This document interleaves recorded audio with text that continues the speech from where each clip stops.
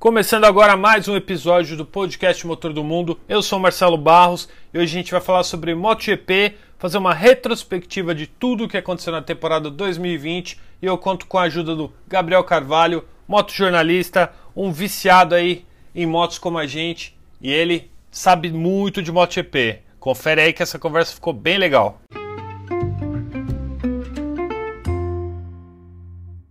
Obrigado pelo convite, né? Vamos falar de MotoGP. Já triste já que acabou a temporada, né? Já com saudade.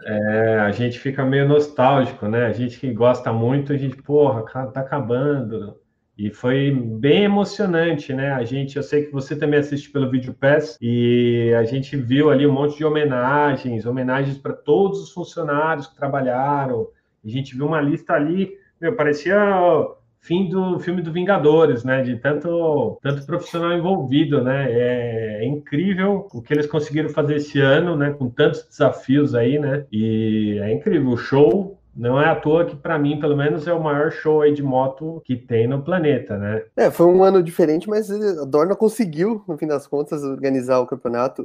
E ali, só ali no final que eu tive a dimensão de quanta gente trabalha para a temporada acontecer. E você vê o que eles conseguiram fazer com tanta gente envolvida, ter poucos casos né, que a gente está no meio da pandemia, o trabalho foi impressionante, porque foram pouquíssimos casos, se você pensar no tanto de pessoas que estavam envolvidas. Com certeza, a quantidade de pessoas envolvidas foi um baita desafio e eu considero que eles foram muito bem sucedidos, né? Mas eu queria aqui, para situar, para organizar aqui, queria que você, Gabriel, se apresentasse, para quem não te conhece, para te conhecer, fale do seu podcast, que é bem legal, eu escuto todos. Você e o outro Gabriel, né? Uma dupla, uma coincidência aí muito inusitada, né? Vocês são grandes amigos e dois viciados aí em esporte a motor. Então, fala um pouquinho de você, meu amigo. Bom, eu sou jornalista, né? Me formei em 2014 lá na Casper Libero, né? Em São Paulo. E eu conheci o Gabriel Lima em 2012, 2013, mais ou menos, porque nessa época a gente trabalhava com esporte a motor. Desde então a gente ficou muito amigo, a gente trabalhou junto no Motorsport, né?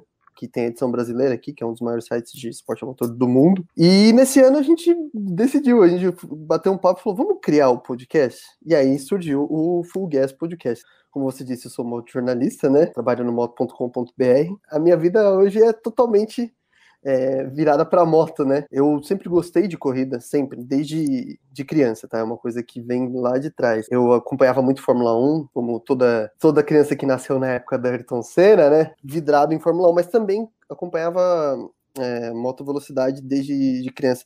Vamos lembrar o que a gente esperava dessa temporada antes de acontecer tudo isso que aconteceu. A gente esperava...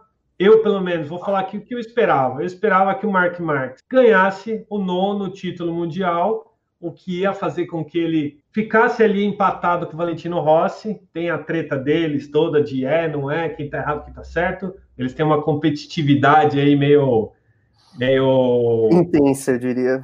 Intensa nesse sentido de quem tem mais títulos e tal. A gente sabe que o Marquez, pela idade dele, ele tem competência total, condição total de empatar e passar o número de títulos do Valentino Rossi. E a gente esperava, no começo da temporada, eu achava que, ele ia amarretar todo mundo mais uma vez e ia ganhar o 9º título, e a gente ia ver um Fábio Quartararo indo bem ali, vencendo talvez mais corridas, porque esse ano ele tinha uma moto menos limitada do que a que ele tinha em 2019, que tinha limite de rotação, que o pessoal estava preocupado e deixaram ele com uma moto com uma podada ali, né, que deu para ele uma defasagem na temporada 2019, que ele poderia ter vencido alguma daquelas disputas acirradas que ele teve, e não venceu, né, bateu muito na trave. A gente achou que 2020 ia vir e ia marretar.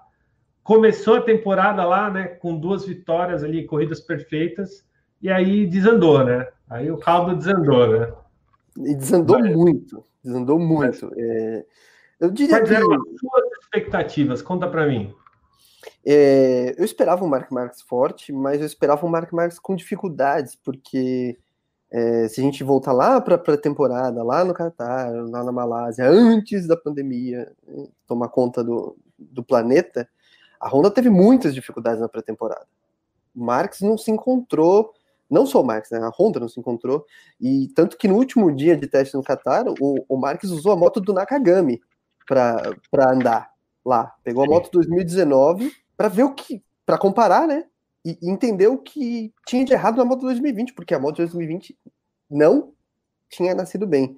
Tanto que eles passaram a usar lá a carenagem, né, com os elementos aerodinâmicos da moto de 2019. A moto de 2020, que a gente vê, não dava para, olhando, ver a diferença entre a moto do Nakagami e a moto do Crutchlow, do Braddon, né, porque o Marques não correu, e do Alex Marques. Não dava para ver diferença, visualmente, olhando assim, batendo o olho. Então a Honda teve que remar. O Marques ia ter dificuldade. Tanto que a Honda as Hondas 2020 andaram muito mal. Elas se encontraram mais para o trecho final, né, do ano. Então eu esperaria o Marques com dificuldade. Mas, sendo o Marques, eu esperava ele campeão no fim do ano. Isso sim. Mas não seria fácil. Eu esperava o Marques campeão, mas com dificuldades. Só que o GP da Espanha tudo mudou, né? Pois é. Vamos falar dessa primeira corrida, né? Que, aliás, eu tenho uma pergunta aqui que é interessante, talvez meio polêmica, não sei. Muita gente fala assim, não, o Marques foi lá e humilhou todo mundo. Mas ele humilhou todo mundo e aí caiu e perdeu a temporada inteira? Ele humilhou mesmo, não humilhou? Os outros pilotos sabem que se eles abusarem mais, eles podem fazer algo, talvez não naquele nível, mas até onde você sabe que os pilotos podem ir além, mas eles gerenciam esses riscos, e até onde ele humilhou mesmo, porque tecnicamente ele perdeu, né? Se a gente comparar para ver, né? Foi um azar gigante ter caído e a moto ter batido nele. Todo mundo que anda de moto sabe que o problema não é você cair, o problema é você bater em alguma coisa e a moto bater em você. A moto bater em você é problema grave, e ele deu esse azar, a moto bateu no braço dele, e aí, fim de temporada, a gente ficou torcendo, né, que ele voltasse, não, vai voltar, e não voltou, né? Ele quis, pelo menos do jeito que eu analiso todo o desenrolar da situação, ele apressou o retorno dele. E se ele tivesse esperado, se ele não tivesse tentado voltar na prova seguinte, talvez ele tivesse corrido de alguma forma em 2020, mas ele acelerou o processo. Concordo. E lá no Grande Prêmio da Espanha, ele ficou mordido, né? O Marques, ele não quer perder. Essa é a natureza do Marques. Quem acompanha a MotoGP sabe que essa é a natureza dele, ele não quer perder. E ele quer ganhar convencendo. Eu vou usar a palavra que você usou porque é isso. Ele quer destroçar a concorrência. E foi isso que ele quis fazer lá no Grande Prêmio da Espanha. E ele veio num ritmo alucinante, assim, completamente. Tanto que, se você lembrar naquela corrida, o Valentino abriu o caminho para ele. O Valentino nem quis entrar naquela disputa com ele. Porque ele sabia que ele não tinha ritmo. Falou, não adianta eu querer disputar a posição com o Marques, porque ele tá com um ritmo muito melhor que o meu. E o Marques tinha um bom ritmo. Não ia ganhar aquela corrida, tá? Também acho. Ele ia chegar no pódio, isso sim. Mas ele não ia ganhar aquela corrida porque ele não tinha condições de chegar no Quartararo. O Quartararo já estava muito à frente. Sim. Mas ele poderia ter se contentado em pontuar. Sabe? Pensar no campeonato. Pô, escapei da pista aqui, vou conseguir ganhar as posições, vou até onde dá e vou ganhar o campeonato. Não, mas ele tava alucinado e aí ele deu o azar, como você disse. E depois lembra aquela corrida na Argentina que deu tudo errado? Que ele ficou muito louco, bateu no Espargaró e fez derrubou o Rossi. Então, é mais ou menos aquilo lá, né? Porque meio que saiu do controle, né? E naquele ano ele veio que todo ano ele vinha para o Brasil para a entrevista coletiva. Ele veio logo depois dessa corrida e ele tava, você percebia, quem viu nos outros anos foi na coletiva, que ele tava um pouco mais a feição mais pesada, assim, sabe, que ele tinha passado por aquela. Deu errado, né? Deu errado aquele ano, né? A Argentina aquele ano deu tudo errado. E ele tinha um ritmo também naquela corrida para vencer com sobras, enfim. Sim. Mas ele apressou o retorno. Ele não precisava ter voltado na Andaluzia, no GP da Andaluzia, né? Que também foi em Jerez. Sim. E ele quis forçar, e eles não dizem, né? Dizem que foi quando ele abriu a janela. Mas, obviamente, ele tentou fez muito exercício. A MotoGP publicou um vídeo dele fazendo flexões, 40 flexões com o braço quebrado, porque estava quebrado. Tinha uma placa, mas o braço estava quebrado. E não precisava fazer aquilo. E até nisso parece que ele quer vencer. É legal até citar isso, porque para quem não sabe qual foi o osso, para quem não lembra, né, porque já faz algum tempo, é o principal osso, do braço, como se fosse a tíbia na perna, é o maior osso que tem. E aí, não tem como você quebrar no domingo e na sexta-feira, na outra semana, você tá numa moto que anda a 300 por hora, tipo... Sabe, a gente sabe que eles são atletas e tal, mas não dá, né? E aqui é o húmero, tem um nervo, né? Tem o nervo radial que passa aqui, que é responsável por esse movimento. Então, dependendo de como é a fratura, pode afetar o nervo radial e você pode ter, depois, dificuldade de movimentar a mão. E a mão direita, né? A mão que freia, que acelera, enfim. Ele é essencial. Ele foi meio doido, eu diria. Se estivesse no lugar do Marques, eu ia falar, não, vamos recuperar. De repente, se eu perder 2, 3 corridas, eu sou bom, eu ainda ganho esse campeonato. E se ele perdesse 2 ou 3 corridas, do jeito que foi esse ano, eu diria que ele está na briga. Mas ele... o Romer foi campeão e tem 3 0 pontos, né? 3, isso mesmo. 3 0 pontos. Então, é isso. Um ano muito louco. Mas mas Marques, a gente ainda não sabe o que vai acontecer, né? Então, porque... e tem tá meio esquisita essa história, viu? Tá meio esquisita porque teve a coletiva dos chefes de equipe, a última lá em Portugal, e questionaram, né, o Alberto Puig. É uma pronúncia meio... horrível, eu também não consigo. É o chefe da Honda, sobre a situação, porque não há respostas concretas sobre o que aconteceu, porque ele passou por uma segunda cirurgia, né? Foi acúmulo de estresse, colocaram uma outra placa.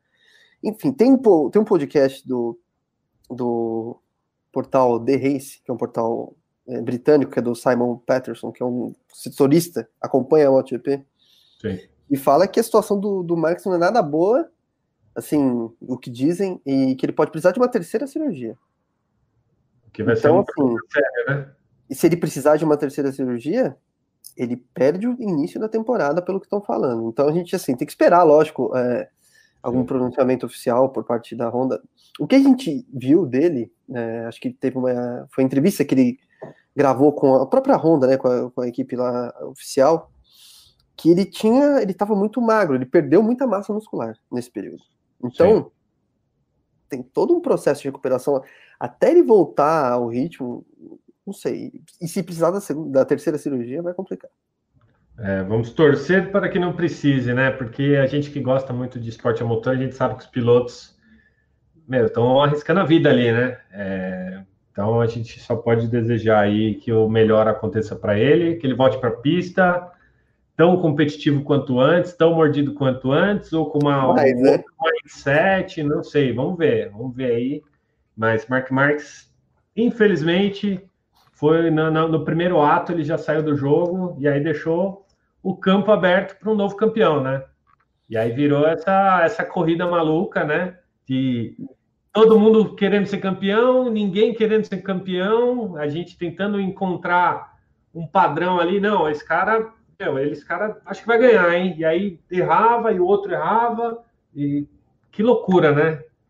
O que você atribui, Gabriel, a essa instabilidade? Você acha... Eu acho que os pneus, que são essa temporada, teve modificações nos pneus, né? Eu acho que os pneus, eles têm uma parcela aí considerável de influência nessas modificações. A gente esperava um Dovizioso, uma Ducati aí super forte, né? Depois de 3 vice-campeonatos. Só que o pneu mudou e, pelo que a gente acompanhou, os pneus favoreceram mais um Suzuki ali, enquanto o Ducati apanhou bastante esse ano, né? A nova construção dos pneus beneficiou essas motos com motores 4 cilindros em linha, Suzuki e Yamaha, né? As outras todas usam o motor V4 e privilegiou essas motos que têm mais velocidade de curva, são mais ágeis, e a Suzuki se aproveitou completamente disso, né? E a Ducati, mais do que a Ducati, o Dovizioso teve muita dificuldade com esse pneu novo. Ele não conseguia pilotar do jeito que ele pilotava antes.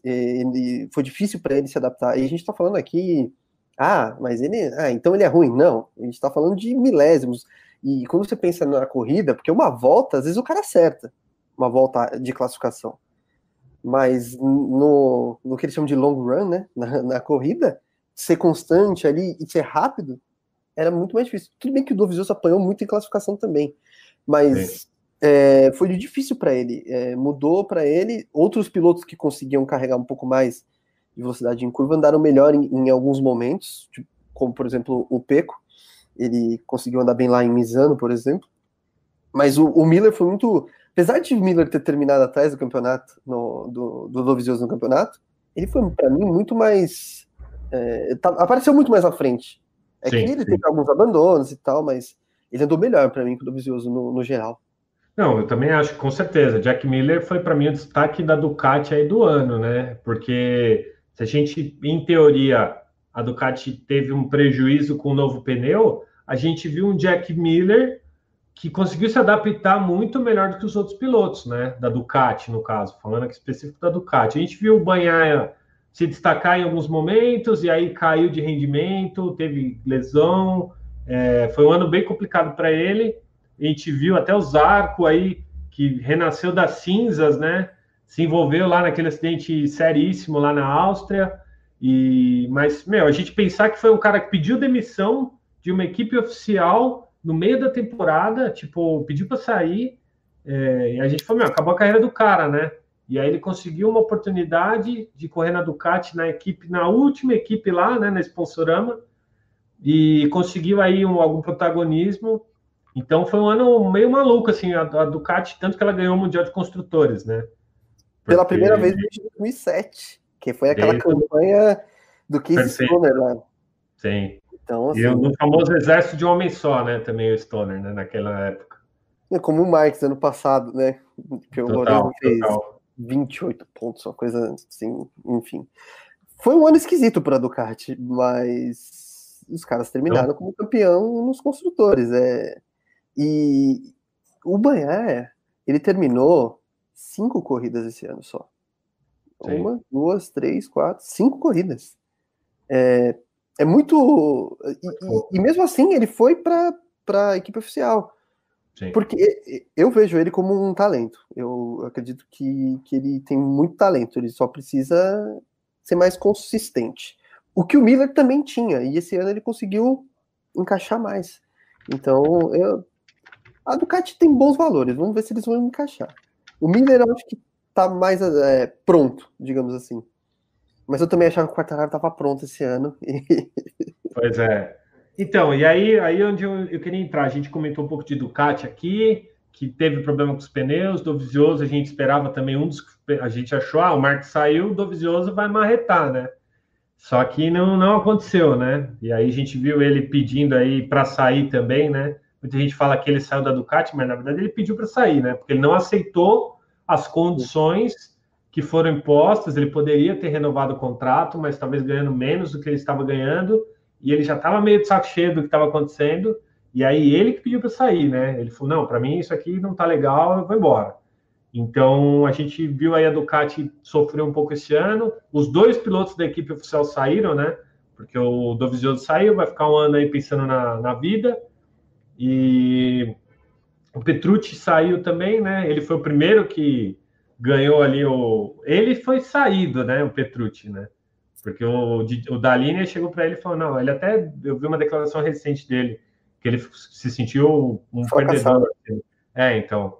E ele saiu e conseguiu uma vaga na equipe satélite da KTM, que eu achei que ele saiu num baita de um lucro, né? Na verdade. Não sei aí o fit, né? Como vai ser o Petrucci com a KTM, né? A gente sabe que tem a questão de estilo de pilotagem, alguns pilotos se adaptam mais rápido, outros não. Alguns surpreendem, né? A gente fala, putz, esse cara se fudeu, né? E aí a gente vê o cara vai lá e anda muito bem com a moto nova, uma moto diferente. Então, o Petrucci, eu acho que ele fez um baita de um bom negócio, viu? Essa é a minha opinião. Assim, eu acho ele um piloto bem irregular, assim. Eu tenho muitos outros pilotos na minha... Se eu fizesse uma lista aqui, ele ia estar lá para baixo, assim.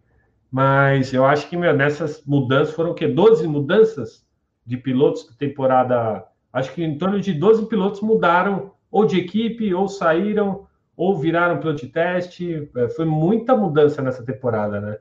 Isso vai deixar o grid em 2021 ainda mais louco, né? Não, vai mudar bastante. Você falou do Petrucci, é interessante, porque quando ele anunciou, eu pensei, o que você está fazendo? Pois é. Para mim, tipo, sei lá, era melhor ele aceitar a proposta de ser piloto Ducati no Mundial Superbike, mas ser da equipe oficial, do que para a equipe satélite. Sim. E aí, logo na sequência, o Oliveira ganhou com a Tech 3, que era o Grande Prêmio da Estíria, né? O que o da Áustria, quem ganhou foi o Dovizioso. Foi logo na sequência, porque eu fiquei pensando, pô, a KTM não vai dar 4 motos nas mesmas condições. E parece que as motos da Tech 3 foram competitivas esse ano. Bom, o Oliveira tem 2 vitórias, né? Terminou o ano com 2 vitórias. E a última, totalmente, não foi obra do acaso, não foi que o pessoal estava disputando na frente dele e abriu o caminho para ele, não. Ele ganhou por total mérito. Ele acabou com a concorrência. Portugal foi perfeito, né? Mas também a gente não pode tirar o mérito dele lá na Estíria, né? É o nome da segunda corrida na Áustria. Talvez então, o único grande prêmio da Estíria da história. Então, mas a gente não pode tirar o mérito dele, né? Porque, para você estar acompanhando no ritmo que eles estavam naquela corrida e você acompanhar numa proximidade suficiente para que eles não tivessem tempo de voltar, a gente tem que dar um mérito para ele. É que ele sentia, né? A gente viu as declarações dele, ele sentia a necessidade de que ele tinha que ganhar uma perfeita, né? E aí ele ganhou em Portugal, né? Correndo em casa. Uma pena, né? Que ele não tinha torcida ali, né? Porque com certeza teriam feito Foi um fim de semana perfeito para o Miguel Oliveira, né? Ele termina a temporada com moral, né? Porque eu acho vai para a equipe oficial ano que vem. É legal, e terminou, perfeito, né? Uma exibição ali, pôs para Garó, que estava querendo uma vitória, não ganhou, né? Acabou sendo um pouco irregular em alguns momentos, que ele poderia ter tido um resultado melhor. Mas são coisas da competição. Sim. E, bom, mas a KTM a gente tem que lembrar de um nome muito importante, Dani Pedrosa. Esse é o nome que a gente precisa lembrar. Trabalho dos bastidores, né? Tem feito um trabalho excelente na equipe de testes da KTM e tornou essa moto mais amigável, né? Porque se você pegar o começo da KTM, o Pol Espargaró brigava com a moto assim de um jeito que dava até medo. Você fala, esse cara vai se machucar feio em algum momento. Porque era uma batalha dura e a moto não andava. Quando o Pedrosa chegou, o que a moto cresceu depois que o Pedrosa chegou é algo impressionante. Às vezes a gente não repara nesse trabalho que é feito ali do lado. Com certeza, Dani Pedrosa tem muito mérito aí. Só que eu achei, e até quero a sua opinião aqui, porque quando o Binder ganhou a primeira, na terceira etapa desse ano, a gente achou que, agora a KTM vai, meu Deus do céu, né? Vai destruir, né? Porque tinham algumas pistas na sequência que supostamente ela funcionaria bem e tal, e a gente não viu isso acontecer, né? E a gente viu o Binder na entrevista pós-corrida, quando ele ganhou, que ele falou que quando ele pegou a moto no fim da temporada anterior, na primeira prova lá que ele fez, pós-Valência, ele achou que estava ferrado, né? Ele falou, eu peguei uma moto, a moto não era boa. E aí eu peguei a moto no teste, no segundo teste lá, antes do começo da temporada mesmo, e ele encontrou uma moto muito diferente, que foi a moto acertada pelo Pedrosa, né? E aí ele falou, eu vi uma coisa muito diferente do primeiro contato que eu tive. E isso foi motivante, né? Eu acho que foi essa palavra que ele usou. Mas eu esperava mais a KTM, viu, Gabriel? Eu esperava mais esse ano. Eles ficaram ali meio por perto, mas eu achei que eles iam avançar um pouquinho mais, incomodar um pouquinho mais do que incomodaram. Eu cheguei a acreditar um pouco mais, porque se você pegar, eles venceram em corridas, né, perto, andaram bem em Jerez, eles andaram bem em pistas diferentes, andaram bem em Jerez, andaram bem na Áustria, são pistas de perfis completamente diferentes. Você fala, a KTM pode incomodar mais. E no final faltou consistência, né? Faltou consistência também para os pilotos, né? O Paul Espargaró tem um momento que ele parecia que ele poderia estar um pouco mais perto da briga, mas aí ele caiu em uma situação, caiu em outra, caiu na República Tcheca, né? Com o incidente com o Zarco, aí na Catalunha caiu sozinho, então assim, e em Misano não teve o ritmo para andar com as Yamahas lá na frente. E o Binder, o Binder é estreante. A vitória dele impressionou na República Tcheca, porque parecia veterano, mas no final das contas o Binder é um novato, né? Era um novato. E ele cometeu erros de novato. Como quando ele derrubou o Miller numa das corridas em Aragon. Então, faltou experiência. E o Paul acabou errando em momentos cruciais, assim, pensando em campeonato. E não conseguiu vencer a corrida, né? Ele teve 5 pódios, bom, mas precisava de mais para ser campeão, para brigar pelo título, pelo menos.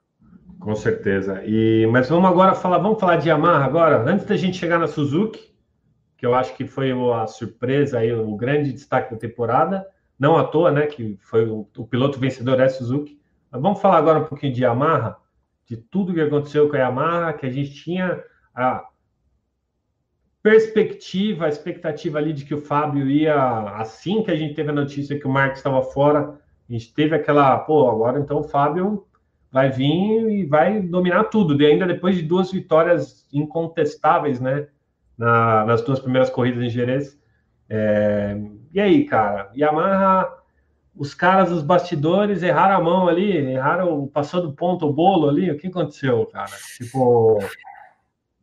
A Yamaha, quando a gente vê a pré-temporada, eu falei, essa moto é melhor, né? A moto 2020 é melhor do que a 2019. E as vitórias arrasadoras do Quartararo em Jerez deram essa impressão também. E não só das vitórias do Quartararo, porque a Yamaha em si andou bem lá, né? Sim. Não só o Quartararo. É que o Quartararo andou melhor que os outros pilotos da Yamaha. Sim. E aí a gente pensou, a Yamaha tá na briga esse ano. Só que, por exemplo, o Quartararo não foi mais pro pódio depois das 2 vitórias em Jerez. Ele só voltou ao pódio no Grande Prêmio da Catalunha, quando ele venceu de novo, pela 3ª vez no ano. Fora essas corridas, ele não apareceu no pódio. Sim, desastre. Então, assim, não é... A Yamaha teve todas as questões, né, os problemas, tal, a questão do motor, das válvulas, que eles acharam que era... O Lin Jarvis explicando isso ficou... Acho que nem ele sabia o que ele estava falando. Não, nem ele entendeu o que ele estava tentando explicar. Ele sabe o que aconteceu, com certeza, mas nem ele entendeu o que ele estava tentando explicar. De que eles trocaram a válvula porque eles acharam que era igual e no final não era igual. É quando eles viram a bobagem que eles fizeram, porque foi isso que deu problema nos motores do Morbidelli e do Rossi. E o Vinales perdeu o motor também lá em Jerez. Aí eles falaram, putz, Dorna, a gente precisa abrir o motor. Abrir o motor? Por que abrir o motor? Não, porque a gente precisa botar uma válvula que a gente tinha. Peraí, mas vocês vão...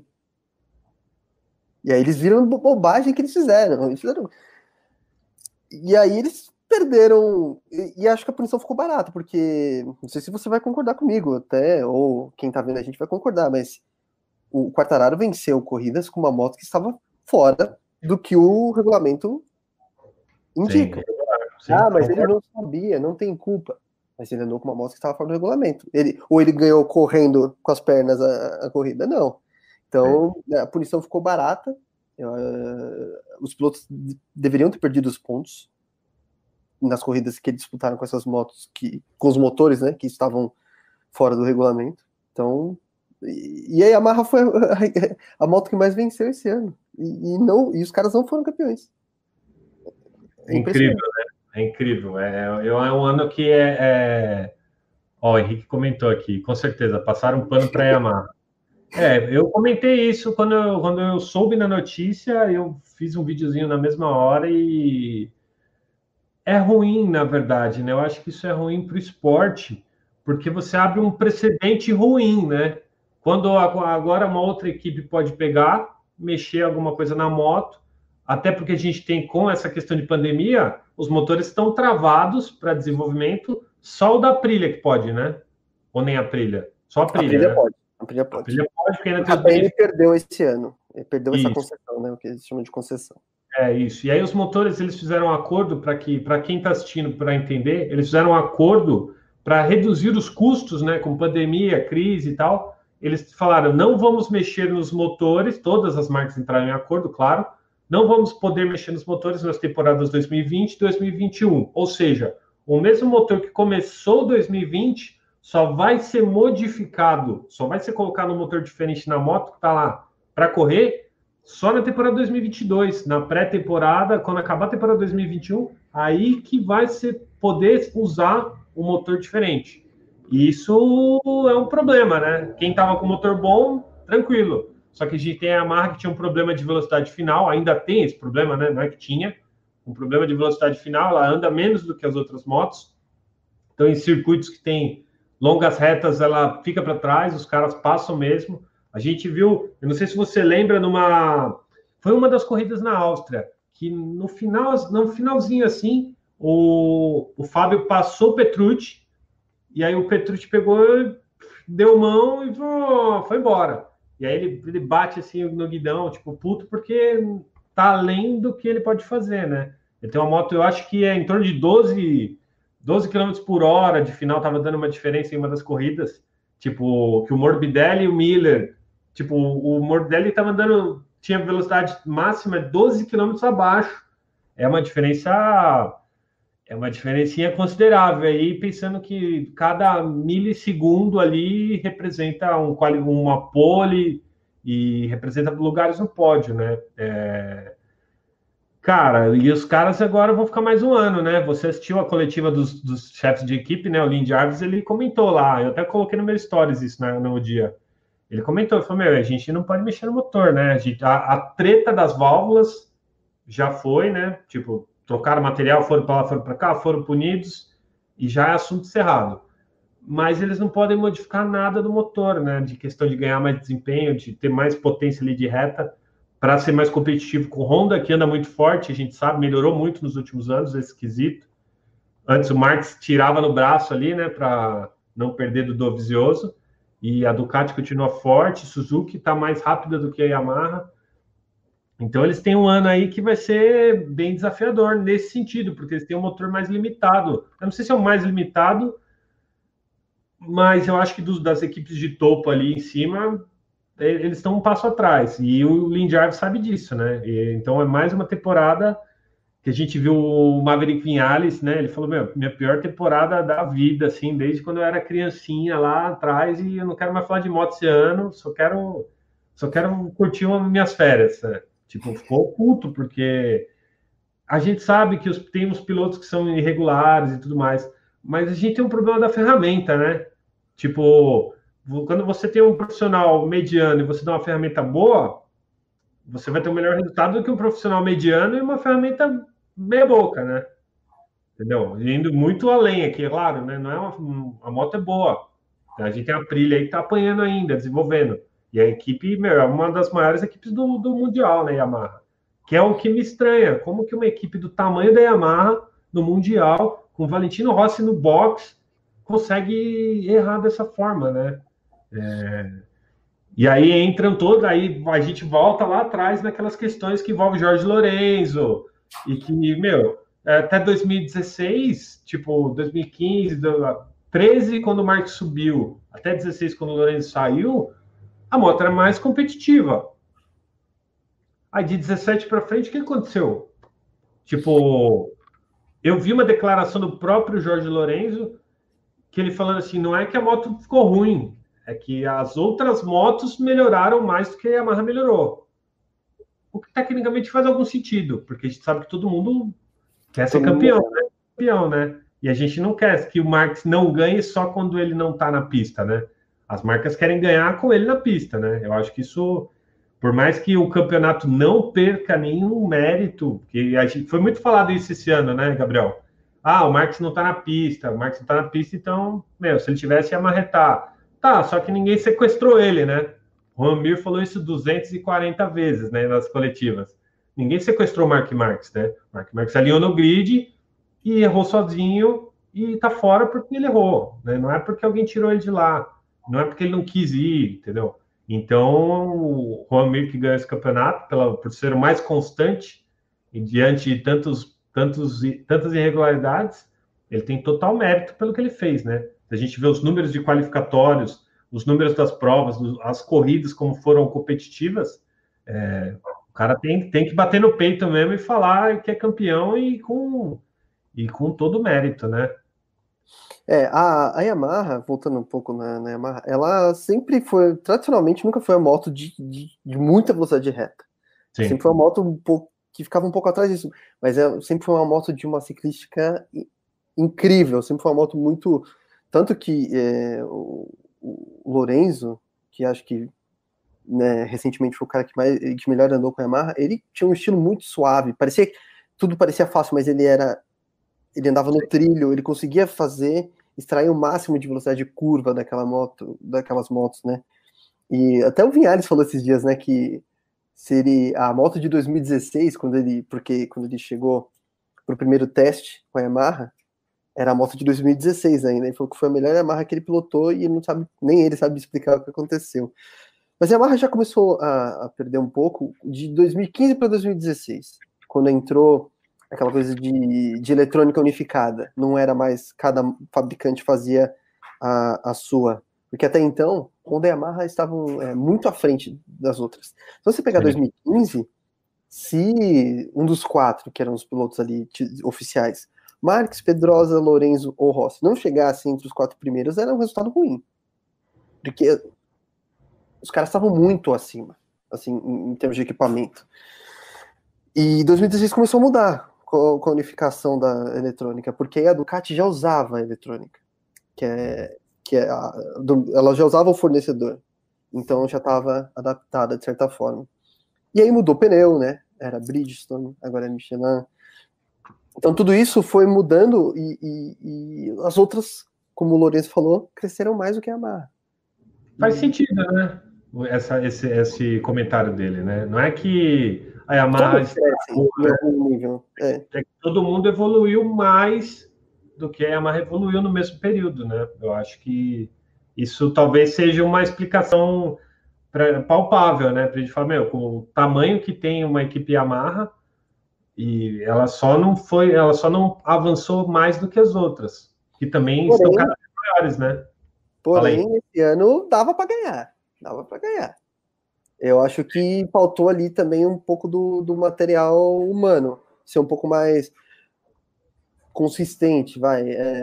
O Rossi, a gente, assim, todo mundo admira o Rossi, eu admiro muito o Rossi, o que ele fez foi incrível, mas ele já tá na reta final da carreira. E ele já tá na fase final de carreira, então assim, ele até começou o ano com uma certa consistência. Mas ele engatou uma sequência de 3 abandonos sozinho. Ele caiu sozinho em 3 corridas seguidas. Eu não me lembro de ter acontecido isso na carreira dele. E aí depois ele pegou a Covid, aí ficou mais tempo fora. Então ali acabou. A sequência de 3 abandonos já acabou o campeonato dele. Porque num campeonato que estava tão apertado, e ele não estava tão longe, mas também não estava perto, ali acabou o campeonato. O Vinhales, mais um ano muito inconsistente. Mais um ano de Vinhales. Ele é muito rápido num dia bom, mas ele não consegue fazer com que isso seja uma constante na vida dele. E o Quartararo teve um ano parecido com o do Vinhales. Sim. O Quartararo teve um ano de Vinhales, porque ele não conseguiu ser consistente. Quando tudo estava bem, ele foi lá, acertou, a vitória dele na Catalunha foi incrível, porque ele foi atrás, ele buscou aquela vitória. Não foi que ele largou em primeiro e disparou. Ele buscou aquela vitória. Só que depois ele não conseguiu fazer mais nada. Então é difícil ganhar um campeonato assim. O Rossi só brigou até o fim de 2015 porque ele terminou todas as corridas. Consistência é a chave. O Marques não é campeão só porque ele vence, é porque ele tá sempre ali. Sim. Mas me diz aí, Gabriel, a gente tem aqui na questão da Yamaha, a gente terminou a temporada, a gente já sabe quem ganhou, o primeiro, segundo, terceiro, a gente sabe que o Morbidelli, que é o colega do Quartararo na equipe satélite, que será ano que vem o colega do Rossi, que vai para a equipe satélite, né? E a gente sabe que Rossi, Quartararo e Vinhales estavam com a moto 2020, o protótipo 2020, E a gente sabe que o Morbidelli era o único piloto Yamaha que estava com o protótipo 2019. Eu vi nas coletivas, quando questionado sobre a diferença das motos 2020 e 2019, o Morbidelli falar que não dá para comparar as motos, que as motos são diferentes, que por mais que pareçam ali, você olha e fala, não, é a mesma moto, tal, né? Mudou alguma coisinha. Ele fala que influi bastante na pilotagem, e ele acabou ali, no primeiro momento das escolhas, naturalmente, os melhores pilotos pegam as motos mais novas. E aí os mais novos ou não tão ali, como que eu posso dizer, não tão populares para a equipe, com resultados e tal, eles pegam a moto do ano passado, né? Para a MAC era assim, né? Eles disputam, vamos ver quem vai ficar com a moto do mesmo ano da equipe de fábrica. É o cara que tem melhor resultado. E aí deram a pior moto para o Morbidelli, que foi o vice-campeão do mundo.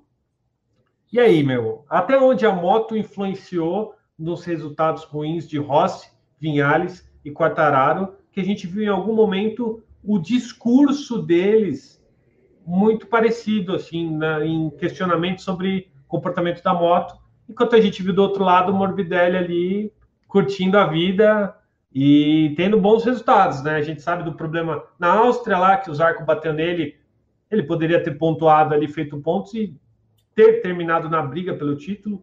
Ele teve um problema no motor também, ele abandonou uma prova porque o motor deixou ele na mão. Mas e aí, cara, até onde a moto interferiu no ano da Yamaha? Sem falar das questões das válvulas que a gente já falou. Uhum. A Moto 2020 ela é bem diferente da Moto 2019. O próprio Quartararo falou isso nos testes de pré-temporada. Ele falou que essa moto é uma moto mais nervosa, um pouquinho mais nervosa e tal, que o motor tinha melhorado, mas a moto 2019 ela é uma moto mais amigável, né? Tanto que todos os que foram ter contato com a M1 antes, eles tiveram uma vida fácil, digamos assim, fácil, né? O Zarco andou bem com uma moto que era mais antiga, o Quartararo, ano passado, andou bem com uma moto que era né, tinha uma defasagem. E o Morbidelli, eles chamavam de A-Spec essa moto do Morbidelli, então que ela mesclava partes de 2020 com partes de 2019.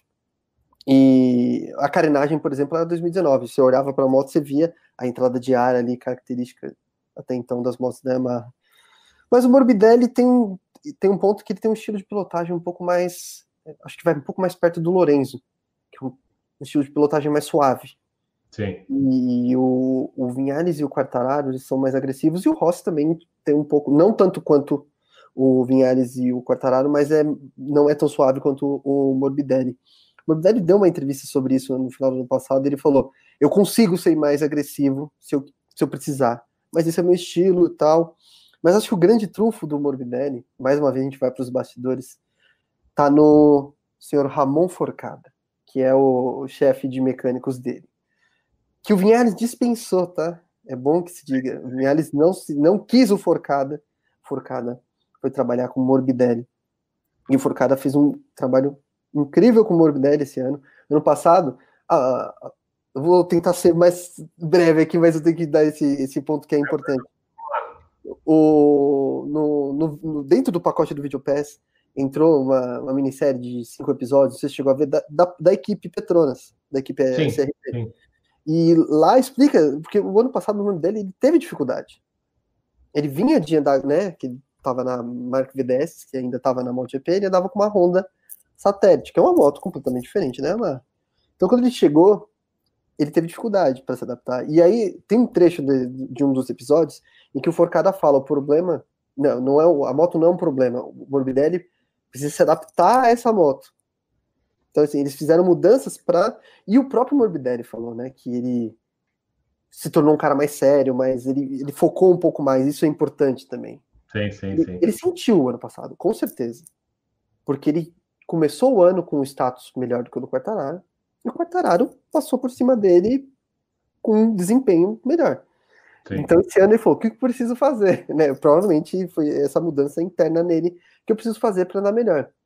E ninguém faz isso sozinho, né? O cara tá lá na pista, né? Mas O trabalho do Ramon Forcada é muito importante. O Ramon Forcada era o chefe de mecânicos do Jorge Lorenzo. Então, assim, Sim, né? Ele já trabalhou com Barros também, o Forcada. sim, eu sei. Então, São uns detalhes de bastidores, né? O Fio estava comentando aqui na mensagem, ele também acompanha, e assim como você, ele é bem criterioso ali nos comentários dele, que é bem legal. E, vamos ver como vai ser esse 2021 para a Yamaha, porque eu estou bem curioso. Eu estou achando que o Morbidelli, porque ele já falou que vai usar a mesma moto, né? Os caras já falaram, ele vai usar essa moto que ele está usando e não quero saber o que vai aparecer aqui. Ele vai continuar com essa moto e porque é a moto que ele se adequou, se adaptou, que ele está competitivo. Vamos ver até onde que isso vai se manter, né? Porque quando começarem os testes oficiais, vamos ver o que a Yamaha vai falar, né? Porque aí tem muita coisa em jogo, né? A gente tem que ver até onde que o cara pode falar, escolher mesmo, onde a equipe chega, a marca chega e fala, não, vocês vão usar isso aqui, né? A gente viu o Rossi dando uma reclamada, Vinhales também, sobre não ser ouvido, né? Eles passarem inputs ali, falarem coisas, feedbacks ali da moto, e eles não verem as mudanças, né? Então a gente tem que ver até onde que essa briga aí, parece aquela empresa grande, né? Onde um departamento tem um problema, e aí reporta para o outro, e o outro, não é meu problema, não é meu problema, e aí todo mundo perde, né? Esse ano eu ouso dizer que a Yamaha foi, mesmo tendo vice-campeonato, eu acho que foi a maior perdedora, assim, né? Pensando em equipes. Porque a gente viu o Morbidelli ali com seus esforços e conseguiu o vice-campeonato. Mas eu acho muito mais os esforços dele, da centralização ali do foco, da estratégia, porque a gente tinha os 3 pilotos que supostamente eram melhores afundarem, né?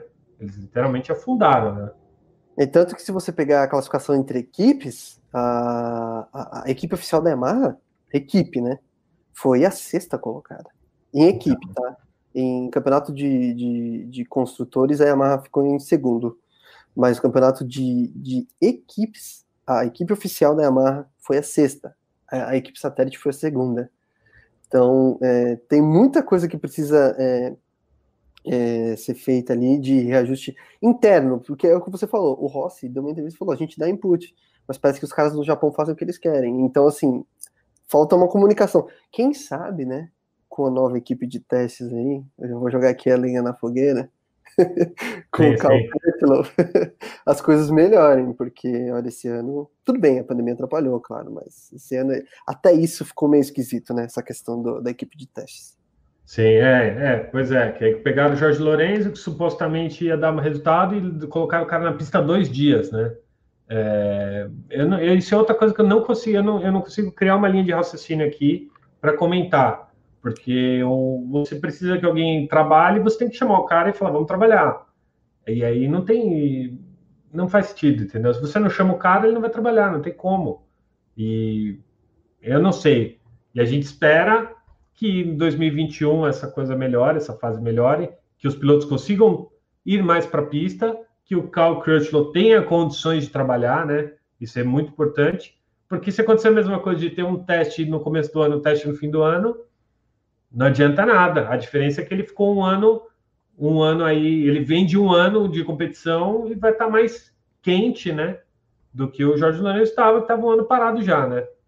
Então, eu não sei, mas eu acho que o Cal Crutchlow, que tinham comentado aqui nas mensagens para falar dele, eu acho assim, ele vai agregar muito para a Yamaha, com certeza, porque tem uma bagagem de 10 anos aí de Honda, que domina aí o Mundial, né, com o Mark Marques, mas o Cal Crutchlow mesmo é o rei de reclamar daquela moto, entendeu? Nas coletivas, fala, não dá para andar com essa moto, não dá para andar com essa moto. A gente vê os resultados dele, né? Os resultados dele em pista não são bons. Para o piloto Honda, que tem o apoio lá da HRC, né? Ele não é um piloto que está com a última moto defasada e tal. Ele tinha um apoio direto da HRC, que supostamente era para ele ser mais competitivo. E pensando em resultados em pista, ele não conseguiu entregar. Tem histórico de lesões. Ele deu declarações falando que, tudo que ele queria era terminar essa fase, porque ele quer focar mais na família, e que esse ciclo para ele já tinha acabado, né? De corrida, de vida de piloto, né? Então, eu torço muito para que essa essa entrada do Cal Crutchlow com todo esse feedback de 10 anos de Honda some para a Yamaha e que os caras escutem ele e que o que ele pode trazer para agregar, que faça a Yamaha ser de novo competitiva e tá ali sempre no topo brigando, como é de tradição, né? Honda e Yamaha tem uma tradição, eles têm meio que uma obrigação, né? De terem ali mais resultados, porque eles estão há muito tempo no Mundial, né? Então, vamos ver, né? Vamos ver, porque em teoria é uma coisa. Tecnicamente, se você colocasse o Jorge Lorenzo lá, com a bagagem que ele tinha da própria Yamaha, era para ser bom. Só que ele não deu nenhuma volta com a moto 2020, por exemplo. Aí me falaram, não, mas não tinha moto para ele andar. Aí você fala, uma equipe do tamanho da Yamaha não tem uma moto para o cara andar. Uma equipe do tamanho da Yamaha que pagou uma grana que não foi, deve ter sido barato, para um piloto do porte dele.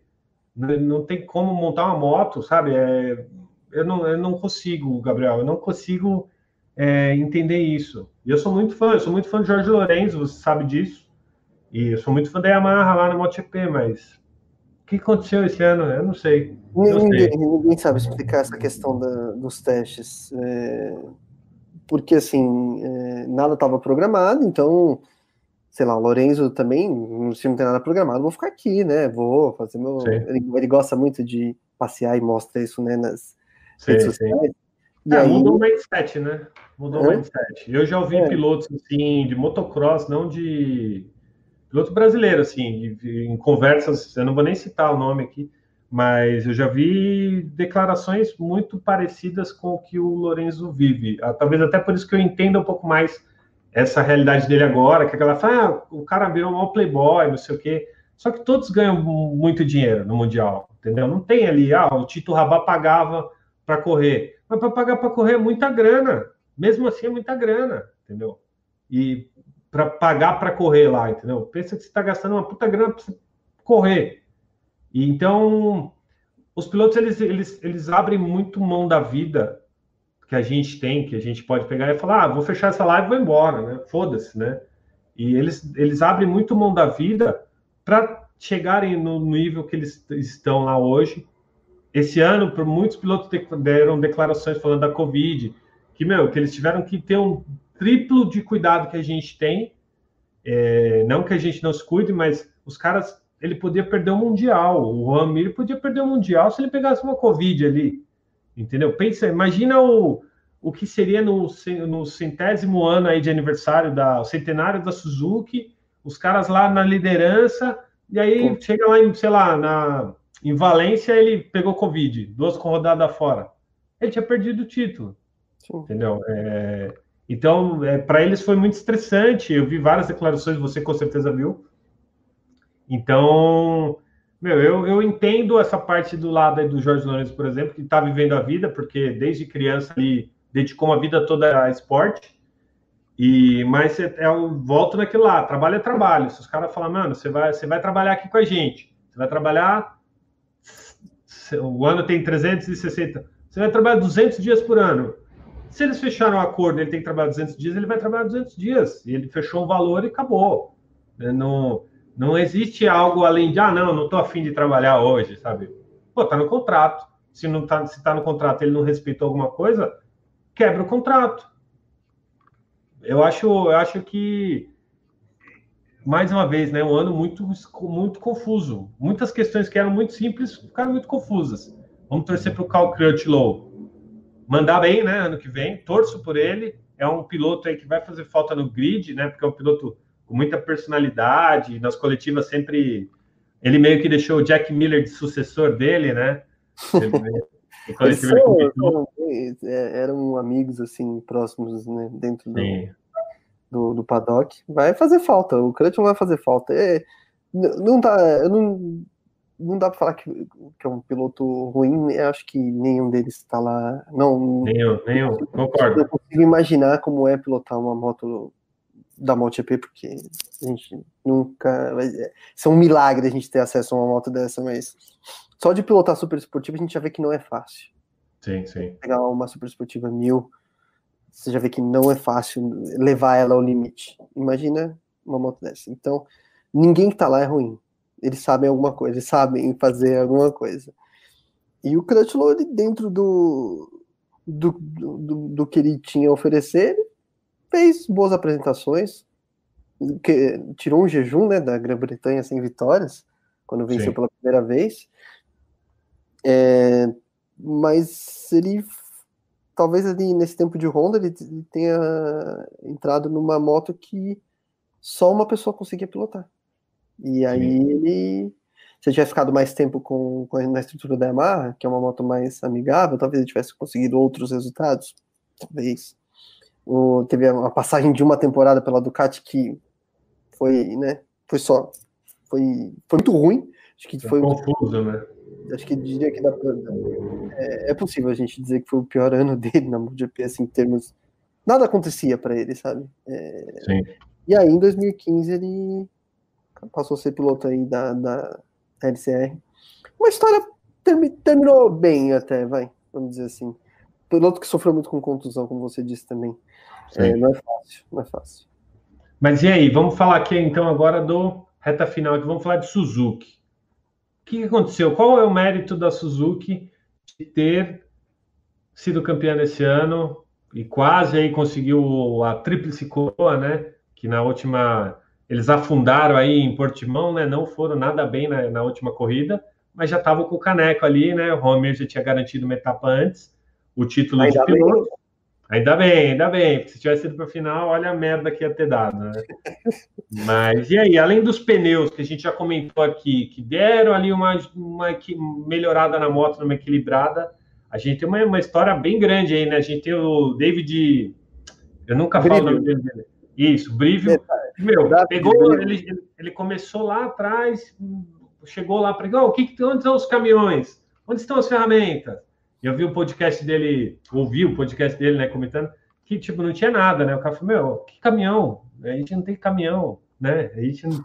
E ele começou o projeto do zero, né? Então, para ele deve ter sido absurdamente emocionante, né? Chegar, ver que ele começou o negócio do zero, que ele é o chefe da equipe ali, né, da Suzuki, e apostaram em pilotos mais novos, apostaram em novos talentos e não em investir e pagar muito mais dinheiro por pilotos consolidados. E em 2020, pelo menos, deu muito certo, né, Gabriel? O único grande, né? O único piloto mais estabelecido que eles apostaram foi a Noni, que não entregou absolutamente nada, né? Ainda arruinou uma temporada deles com uma escolha de motor que foi ruim. Mas o trabalho do Brivio é uma coisa assim incrível, porque se você pensar, a Suzuki voltou à MotoGP em 2015. Sim. Assim, não voltou tão mal, mas também não voltou ganhando corrida, né? Demorou para ser um pouco mais consistente. E o trabalho, a continuidade do trabalho, mostrou que com uma estrutura pequena no sentido, só tem 2 motos. Sim, não tem equipe satélite, né? Todo mundo tem os dados, né, das equipes satélites para ajudar, né? E a Suzuki é uma das de topo aí, a Aprilia também não tem, né?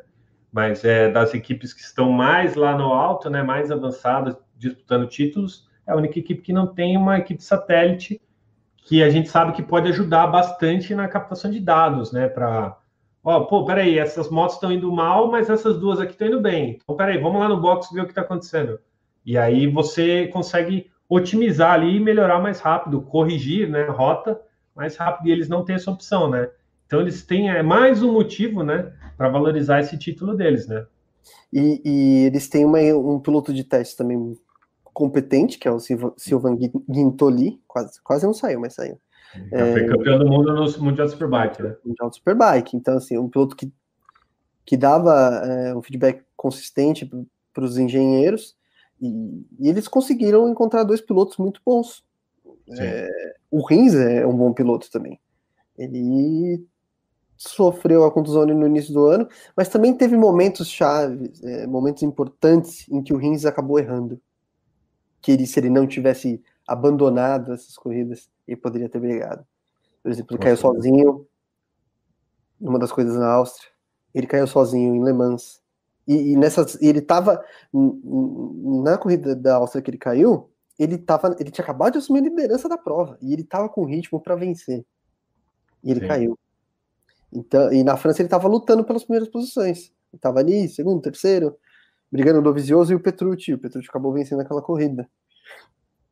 Então, é um bom piloto. E o Mir, assim, a gente é complicado, né, fazer ser engenheiro de obra pronta e falar, não, quando ele ganhou a Moto3 em 2017, eu já dizia que ele era um talento para o futuro, um futuro campeão e tal, mas ele era promissor, isso. Só que ele começou no mal, não mal, ele abandonou a primeira, aí foi quinta na Andaluzia, e aí ele foi tirado da pista pelo Lecuona na República Tcheca. Nesse momento, é importante dizer, ele estava 48 pontos atrás do Quartararo. Então, só que depois ele engatou uma sequência. E ele foi muito consistente. Ele foi o mais consistente. E quem fala do Mir, fala que a característica mais impressionante dele é como ele consegue frear a moto. Como ele consegue parar a moto. Que os engenheiros, quando olham a telemetria dele, falam, não, o que esse cara faz aqui é especial. E eles encontraram alguém especial. Eu acho que o Rins pode ser um piloto que venha conquistar título. Eu acho. Mas não é porque o Mir ganhou esse ano, mas eu acho que o Mir tem alguma coisinha a mais que o Rins. Eu acho que ele tem a cabeça, cara. Eu acho assim, acho um dos pontos fortes do Juan Mir, claro, além da pilotagem, da técnica ali, que ele é foda, né? A gente viu o Moto3 que ele quebrou a tradição, né? No ano que ele estava no Moto3, que antes era todo mundo misturado, né? E aí ele ficou na temporada dele, ele sobrava na frente e depois tinha os outros, né? Foi um ano meio atípico, assim, né? Quando ele chegou lá e impôs o seu potencial ali e engoliu todo mundo, né?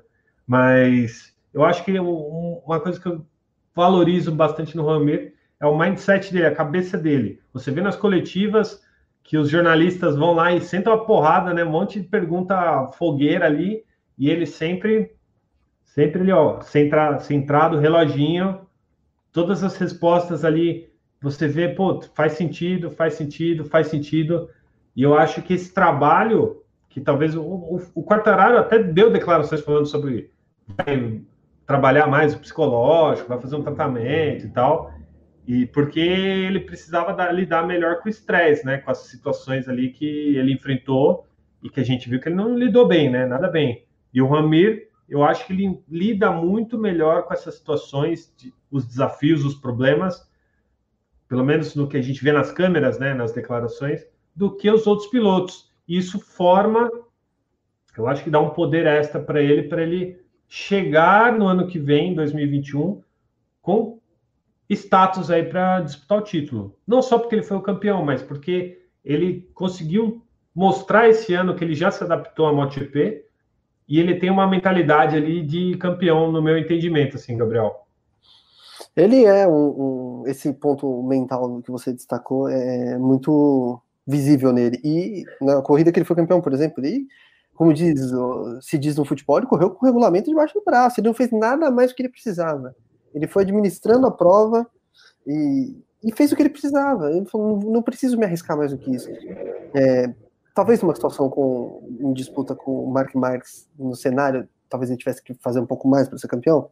Talvez não. Eu digo que com certeza vai arriscar mais. Ele teria que ter arriscado mais. Mas ele fez o que ele precisava.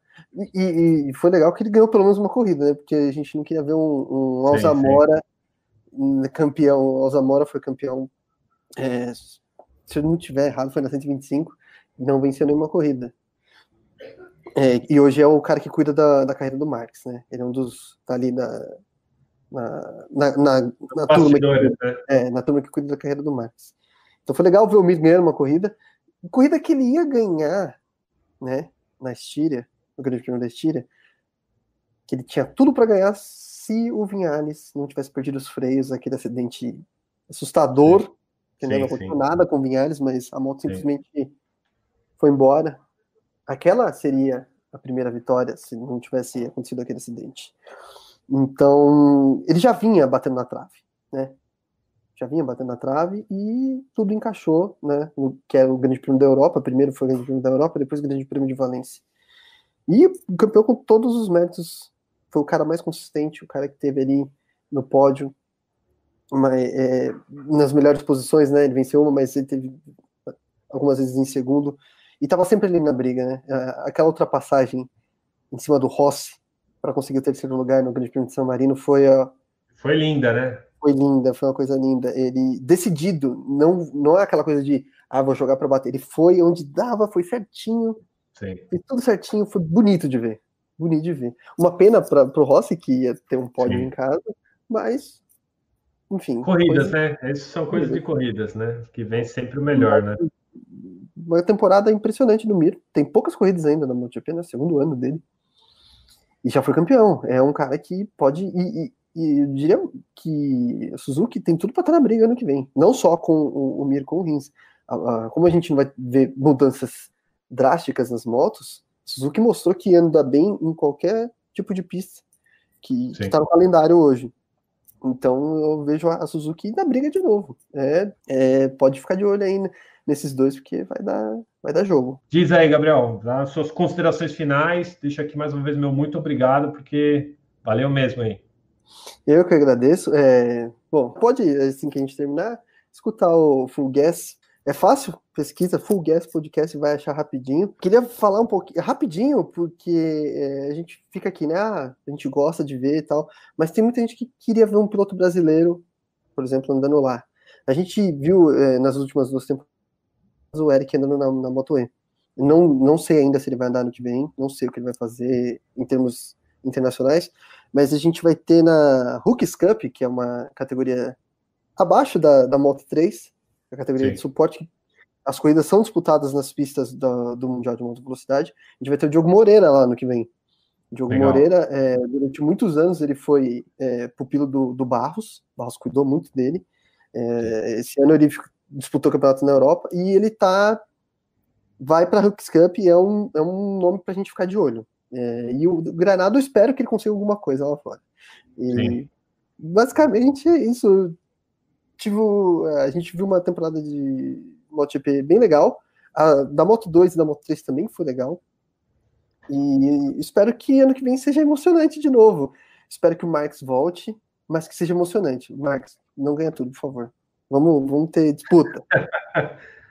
Então, esse ano a gente conseguiu ver, né, sem o super campeão aí, o Mark Marques, com o Valentino Rossi aí já numa fase abaixo, mas a gente viu muitas provas sem os dois ícones aí, né, da atualidade na MotoGP, né, e a gente viu que o show continua, né, entendeu? A gente fala, sem Rossi, sem show, sem Marques, sem show, mas a gente viu que o show aconteceu, né, a gente viu que a nova geração tá aí, muita gente vai subir na Moto 2 para MotoGP, e a molecada, mão colada e os caras vão para cima. Então, a tendência é que essa nova geração, que cada vez mais a média, né, de idade dos pilotos está baixando, tem muita gente nova, muita gente experiente está saindo, né, Dovizioso, Crutchlow, Lorenzo saiu, Pedrosa saiu, Rossi, acho que o Rossi vai correr só 2021 e vai parar, aí 2022 ele deve começar com a equipe dele na MotoGP, né, sendo uma equipe satélite aí de Yamaha, de Suzuki, não sei.